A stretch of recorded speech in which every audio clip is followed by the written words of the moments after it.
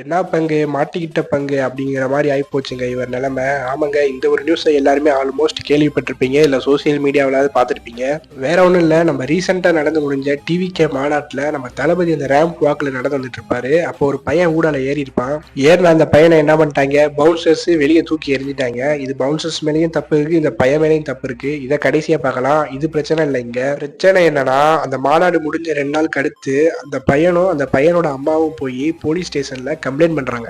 எதுக்குன்னா, அந்த பவுன்சர்ஸ் தூக்கி போட்டதுல எனக்கு நிறைய காயங்கள் ஏற்பட்டுருச்சு அப்படின்னு சொல்லி அந்த அம்மாவும் பையனும் போய் கம்ப்ளைண்ட் ரைஸ் பண்றாங்க. இதுல என்னடா இருக்கு? ஆமா, அந்த வீடியோ பார்த்தாலே தெரியுது, அந்த பவுன்சர்ஸ் அந்த பையனை அப்படி தூக்கி போறாங்கடா, கண்டிப்பா அடிபட்டிருக்கும், இதில் கம்ப்ளைண்ட் பண்ண கரெக்ட் தான் அப்படின்னு சொல்லி நீங்க நினைக்கலாம். ஆனா அங்கதான் ட்விஸ்டே. இந்த வீடியோல தூக்கி போடுற மாதிரி ஒரு பையனை காமிக்கிறாங்களே, அது இவர் இல்ல.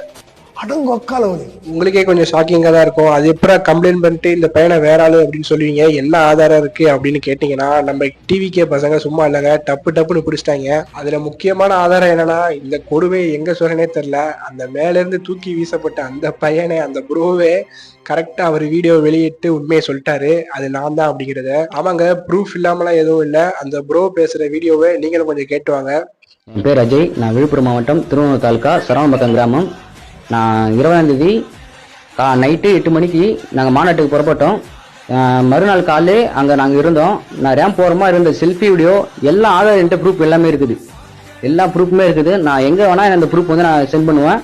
நீங்களே பார்த்துருப்பீங்க, அந்த மாநாட்டில் இருந்த பையன் வேற, போலீஸ் கம்ப்ளைண்ட் கொடுத்த வேற. அந்த போலீஸ் கம்ப்ளைண்ட் கொடுத்த பையன் இருக்கான் பாருங்க, அது சிறப்பான சம்பவம் என்னன்னா, 2-3 நாள் கழிச்சு தான் கம்ப்ளைண்டே கொடுக்க போயிருக்கான். அதுவும் அதே சட்டையோட. அடுத்து முடி வேற 2 நாள்ல ஃபங்க் வச்சுட்டாரு. அது எப்படிங்கிறது தெரியல. இதுக்கெல்லாம் பின்னாடி யார் இருக்கா அப்படிங்கிறது உங்களுக்கே தெரியும். அவங்க பேரை சொல்ல கூட விரும்பல.